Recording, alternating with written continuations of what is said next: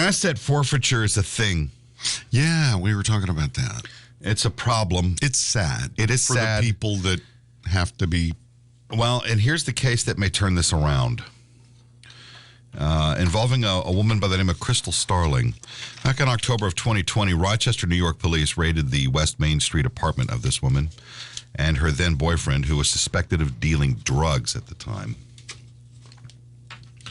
No drugs were found, but police seized $8,040 in currency that Starling says was hers.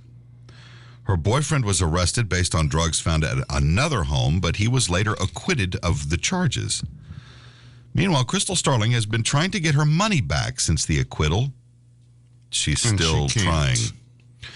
Now, there's a nonprofit organization that's gotten involved. It's the Institute for Justice. It's a public interest law firm, and it plans an appeal to a federal court seeking to reverse a judge's decision that federal and local police can keep Starling's money. Yeah, what do they do with said money? Oh, they buy bazookas and stuff. I guess. Starling's case, Institute attorneys say, is typical of many forfeiture cases in this country. The money is not an overwhelming amount, and the administrative process is so convoluted that people who lose their money just simply give up.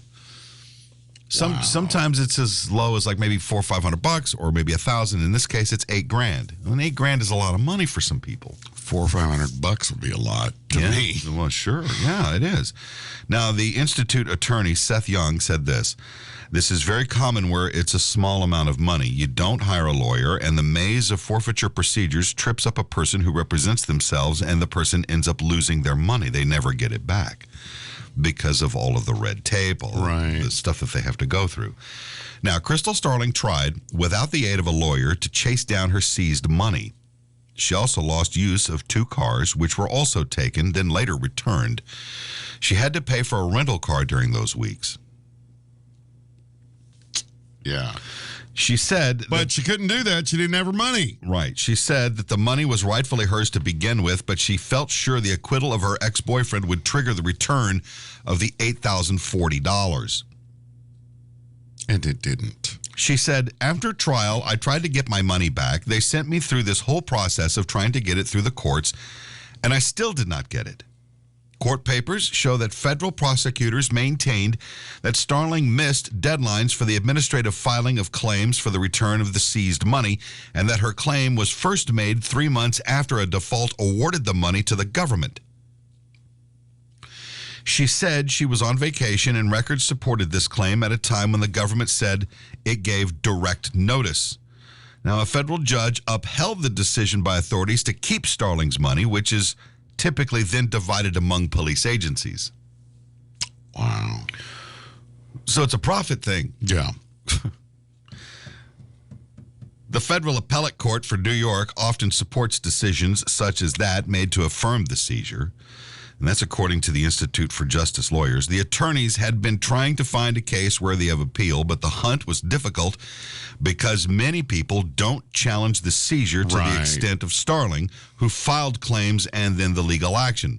Well, nobody's ever fought this before. Right. And see, that's what they count on when they pull shit like this. When anybody pulls shit like this on anybody, they just don't expect you to fight back, and they expect you to just go, oh, okay. We'll just keep this. Yeah. Institute attorney Rob Johnson said that this is sort of the typical case. Crystal got farther in the fight than virtually anyone, which is why I was able to find her. So they've gotten involved to help this woman. Good. Oftentimes, the attorney said federal prosecutors offer a return of half of the money, and Starling said that happened with her case even after the default decision allowed authorities to keep all of it. Oh, something's messed up here then. That's why this group is involved. Yeah, no. Starling said, bullshit. Quote, my question to them was, if I had already lost all rights to the full amount of currency and it's already in default, why would you be offering half of it back? Right. Couldn't you just make good on the other half as well? On the other half as well, yeah. The U.S. Attorney's Office has declined comment on this as of yesterday. Oh, of course. Now, the Institute has forfeiture data for 21 states, and the median currency forfeiture is $1,276. That's the average. Wow. Making most people unwilling to pay for a lawyer.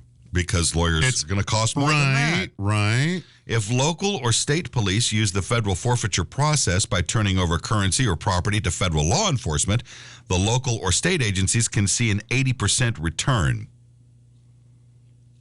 What? It's almost mafia-ish, you know. Yes, it is. You're greasing the big guy, and then a little bit of it trickles back in, you know. Wow. Some states, including New York, have laws that provide fewer obstacles to people seeking the return of seized money or property. Now, should the appeal be successful, Starling's bid to get her money back would return to federal court in Rochester for reconsideration. There, the Institute lawyers say, she could argue why she should get the money and not instead be waylaid by administrative deadlines.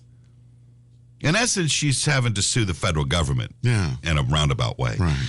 Institute lawyer Young said that the system is extremely complex and confusing.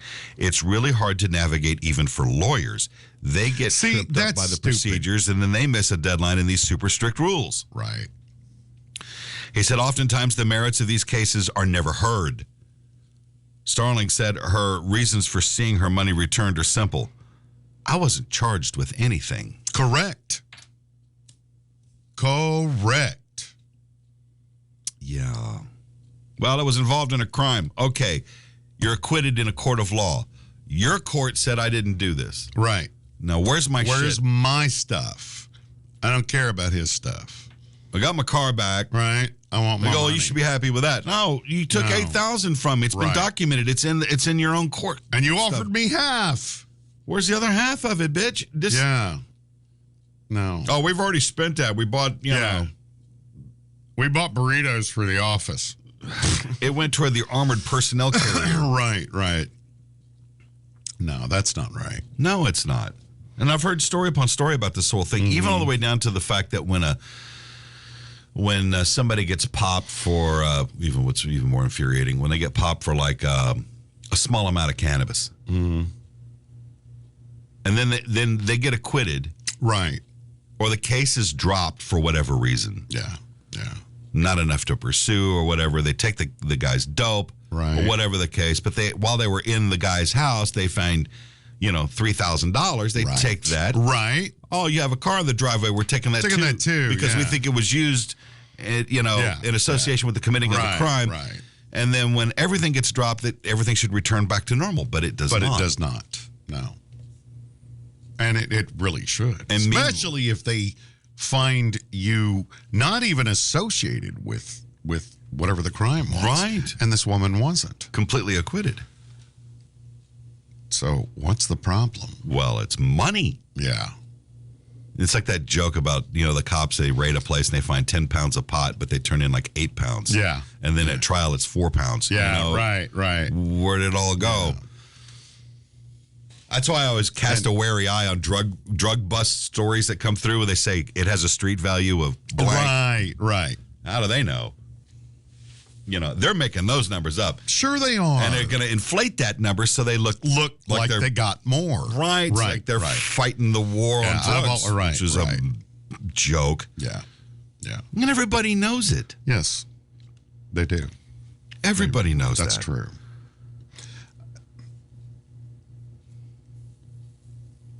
I don't know if there's any way around fighting that. The whole you have to change the laws. Yeah, it has to go through the state legislature. And so that's what they're or even Congress. Hopefully going to do. There was a time in the history of this country during the Old West, right? 19th century.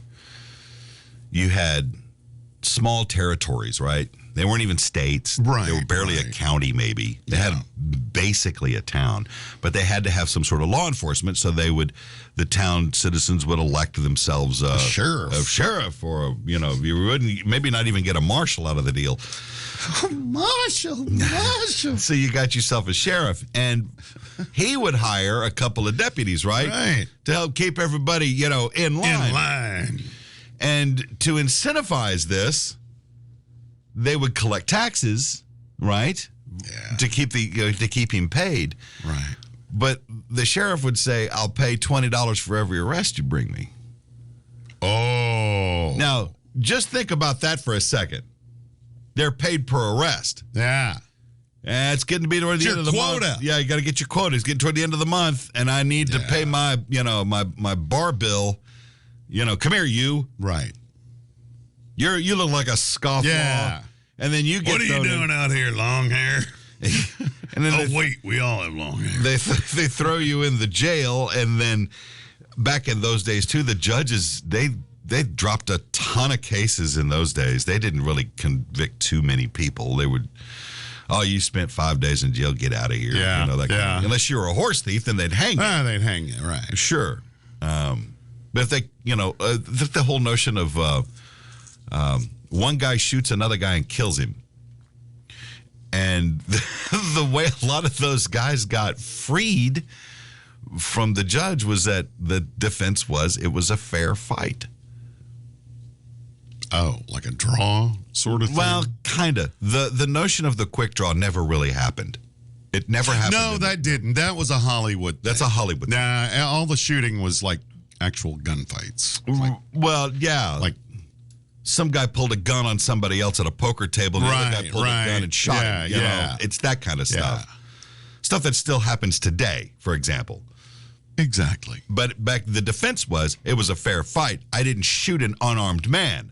Right. Oh, he had a gun on him. Well, there you go. That's justifiable killing. Right. Get out of here. And it was back then. And here's your gun. Right. And here's your gun back. We're not keeping it. Right. But they already made money off of your arrest. Right. And if you died, whatever was on you at the time belonged to the town. Sheriff, yeah. If you had a couple of nice pistols on you, well, the sheriff got it. He sold it or kept it or whatever he did to it. A saddle, he'd take your horse. Oh, yeah. You had any money on everything. Everything. Hell, they'd pull gold teeth out of your head if that was the case. Yes, they did. We're not too far removed from that when you hear about these stories of stuff like that. Exactly. Right. Only difference is they're not taking the gold teeth out. That we're aware of. Well, true. The to incentivize this is what that kind of is. Mm-hmm. And taxes, who's actually getting the forfeited? Well, if they give it over to the feds, then the feds. Well, the feds they take 20%, and the 80% goes back to the arresting officers that whatever police department does it go that to was. Does it go to the department? Do they divide probably it goes to a general fund? Right. They got to buy hand grenades or whatever some of these small town law enforcement groups feel that they have to have. Right. God, where did I see a story? But our tax money pays our salaries anyway. So that's just bonus money. Yeah, it's bonus. Yeah. I want bonus money. Those days are long. That's actually just called theft. It is. It's just out and out theft. It's legal theft. Well, because these laws are in place. Legal strictly by the law. Morally legal? No. So in this particular case, this woman had $8,000 in cash. Right. They put it in a bag and it goes and sits in the evidence locker until the trial. Right. And then at the end of the trial, there's an acquittal that all that stuff is evidence at that point. Right. It's either destroyed or returned depending on what the evidence was. Right. Well, in this case, she got the cars back, but she didn't get her cash back. Yeah, there's something wrong there. I'll bet you there's only $4,000 in there now. I think every penny of it is gone. Yeah, I bet they're gonna wind up owing her though. I have a feeling a judge may say, if the judges are in on it too. Well, that's true. They're upholding their end of the law, and the law states this. Yeah, but if the law is an ass, then you need to. There's a loophole in there that these guys are running through. Yeah. And if you're it's scary if you're the victim of false identity. Yeah. Oh, yeah. Wrongfully arrested. Right. And having all your stuff taken away. Can you imagine just hanging out at the house, watching TV or playing a video game? Right. And the fuzz breaks in. Yeah. And they haul you off because of a case of mistaken identity. Right. And in the process, they take your cars, they take your stuff, everything. Whatever happened. Let's say you just sold a car. Yeah. And you got $5,000 in cash sitting on a table somewhere. Right. And then they take that. Right. You don't get it back. Even when should. Even when you fight this thing all the way to the top and you go to trial, that's 2-3 years there. And a jury says, you didn't do it. This is a case of mistaken identity. Yeah. And okay, great. Can we return my life back before this happened? Yeah, can we go back to before? Right. That's terrifying. Yeah. What's that case that's been going around right now about those cops that issued a no-knock warning? Did you hear about this? No. And they shot a guy in Minneapolis? No. You didn't hear about this? I guess not. This was floating around late yesterday. They issued a no-knock warning on a residence, and which means they don't knock on the door and say, "Fuzz, open up the door." They just kick in the door. Here they go. They came in. There was a guy in the house. They shot this guy. He's dead. Oh my God! And the city was it the wrong house? I don't know all the details of all that. I'm not going to go that far, but right. the guy that was the victim of the no-knock, he's dead, and the city of Minneapolis is not going to pursue charges against the police department over this. But is he the right guy? That's why I don't know. Yeah. Whether he's the right guy or the wrong guy, And what were the circumstances? I don't know the circumstances here. Was he armed or... they just bust in and shoot him? Let me see here. I'm trying to even get the guy's name. And there we go. Amir Locke was his name, Locke. No charges for the Minneapolis police officer that shot him. Let's get into the details of this before we start spouting things off here that we don't know of. Locke, 22, who was black, shot dead by police officer after SWAT officers entered an apartment without knocking. This happened early in February. Oh, okay. Prosecutors declined to file charges yesterday against this Minneapolis police SWAT team officer who fatally shot Amir Locke while while executing an early morning no-knock warrant in a downtown apartment in Minneapolis. Locke, 22, was staying on a couch in the apartment when authorities entered it on February the 2nd without knocking as part of an investigation into a homicide in neighboring St. Paul. His parents have said that from what they saw of the police body camera footage, it appeared that their son was startled awake. Well, who wouldn't be? Yeah, right. Somebody just kicked in the door. His mother, Karen Wells, had called the death an execution. Their attorneys did not immediately respond, blah, blah, blah. Locke, who was not named in the warrant, was shot seconds after authorities say he pointed a gun in the direction of officers. Locke's family has questioned that. The body camera footage shows Locke holding a gun before he was shot. Okay, what's the issue?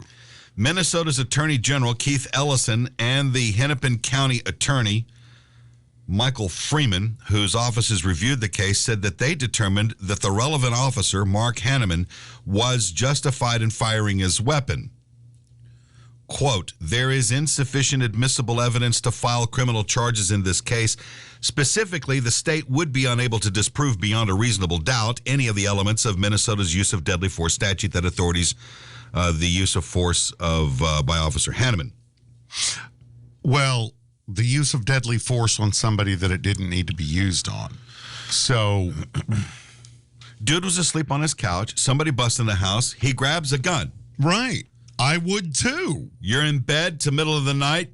You're sleeping. Somebody busts in your house. You grab a gun.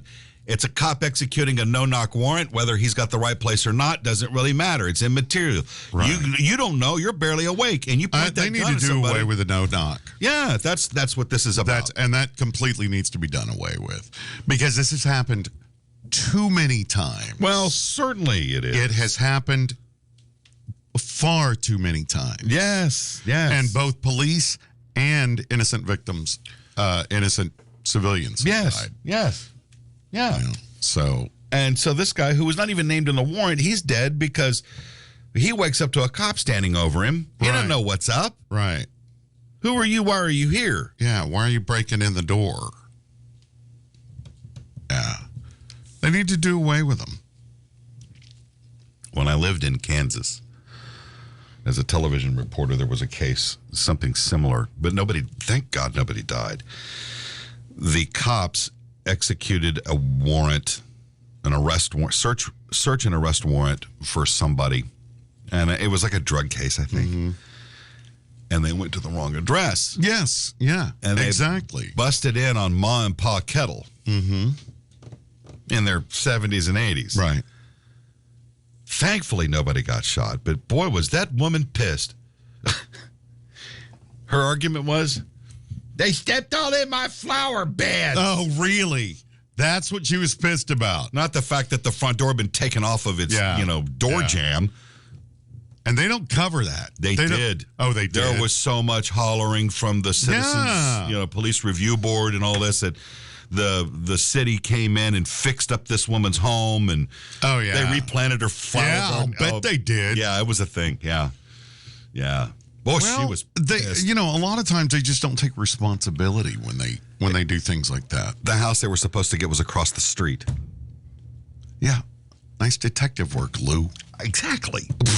They're human beings. They're prone to make mistakes. They are. But there need to be checks and balances. The no-knock thing is stupid and dangerous. And this is why. And reckless. Right. Stop it. Well, if we knock on the door, then they'll know we're there. Then cover the back door there, Officer Fred. Yeah, right. Instead of just standing at the front, get people on the sides, the back. Right. And then go, hey, we're here. And look. We got you surrounded. I don't even open the door. Oh, I don't either. No. I don't know who you are. Everybody got a phone. Call them up. Say, hey, listen, we need to come talk to you, Rick, about something. Okay, what is this? What can I clear you up with, you know? Well, if you got nothing to hide. That argument. Yeah, bullshit. I don't want to live in a police state, and that's kind of what this leans into. Right, it does. Dangerous stuff.